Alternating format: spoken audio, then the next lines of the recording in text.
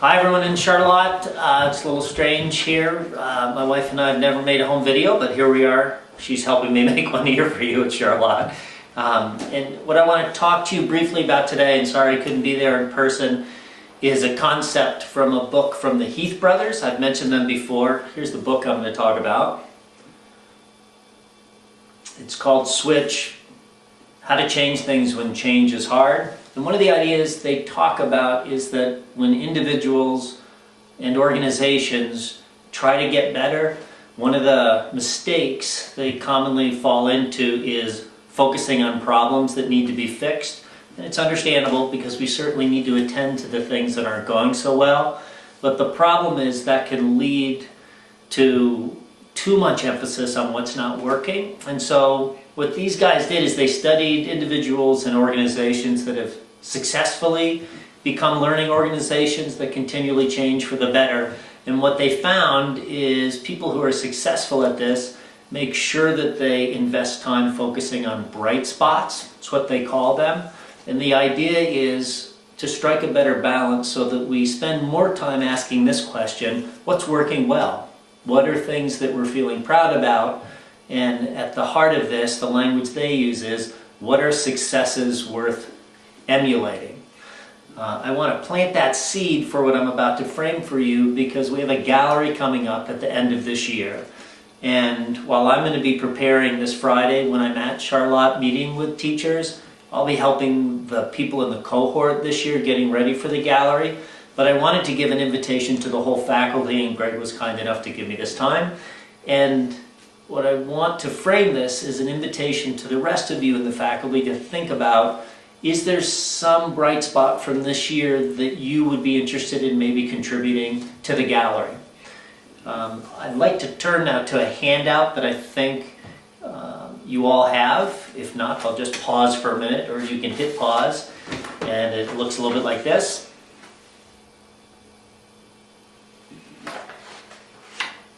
The reason I'm handing this out is I just wanted to do a very brief review all the way back to the first time I ever walked into Charlotte and worked with you as a faculty.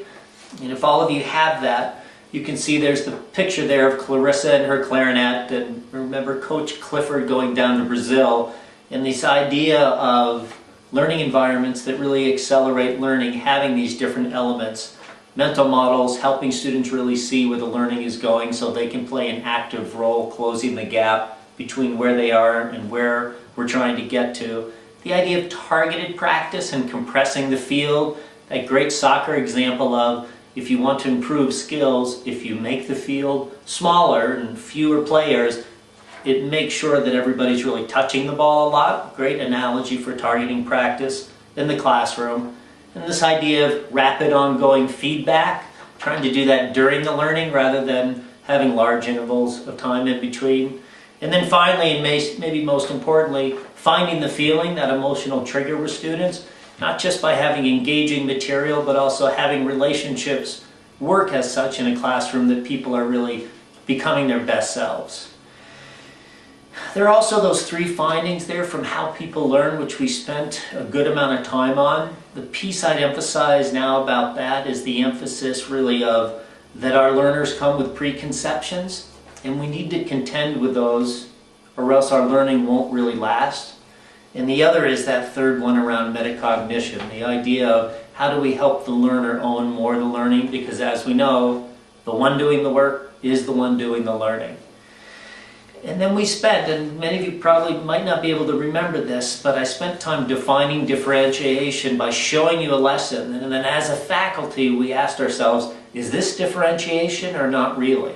And if you remember, it was about a teacher who was doing a science unit, and the assignment was an article on the great apes that are endangered. And then students had to write 4 responses where they described the article, reacted to it, analyzed it, and then tried to solve the problem. And then if you remember, we spent lots of time asking, is this differentiated? And then we ended up deciding it's really not. And then people came up with really countless numbers of ways that you could differentiate it.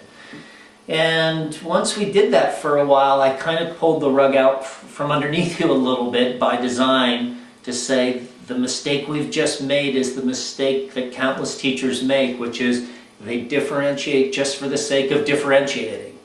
Look, I've differentiated this unit. Well, the point really isn't to differentiate the unit. And so I pointed out to you at that point that there were two questions that we often forget to ask but are at the heart of differentiation. And these are really important and they're not on this sheet, but here are the two questions. What's the big idea of the lesson in the unit? And who are the students?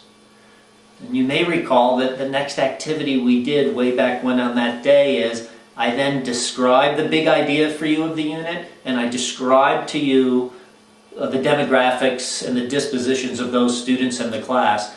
Then we had another round of how would we differentiate this unit. Once we had the big idea and you knew about who those students were, then we talked about differentiation in a very fine way, big idea in mind and who the students are. If you flip to the next page, it's just a few more images. One of them, I don't know if you all remember doing this with me.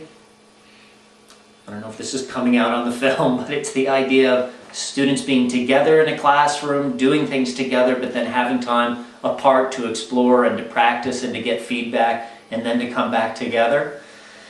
And the other images really have to do this idea of how organizations work together, and the vying images of the marathon runners where we're all kind of in it together, sweating and slapping each other on the back, but we're kind of running on our own, versus the idea of rowing in crew where we're synchronizing our strokes and collaborating. And as we all know, our jobs are set up, sometimes it seems, in a way to really interfere with collaboration. And I know one of the things that Greg and Audrey and I are looking forward to in next year is how to design more regular time for people to experience something like what we do for one of our galleries. So all of this has been a preface to set up this idea. As I mentioned, I'll be working with this year's cohort later this week to prepare them to contribute to the gallery. But you're going to be given another piece of paper in a minute, and it's an invitation to anybody, whether you were in cohort 1 or whether you don't even know who I am and you're just kind of making that connection for the first time.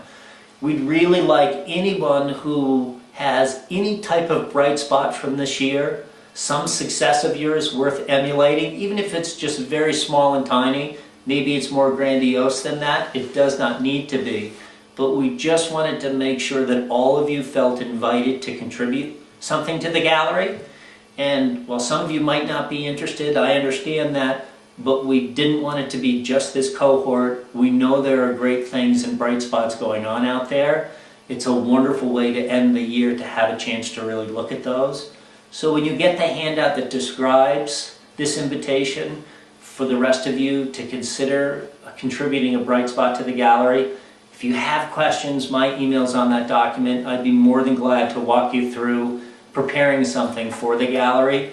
I know your colleagues would appreciate it, and I know it would enhance really the ending of the year. So, bright spots, I encourage you to think about those more, and I really encourage those of you, whether you've worked with me before or not, to consider contributing something to the gallery. And with that, I hope this video is working, because I really don't want to go through this whole thing one more time.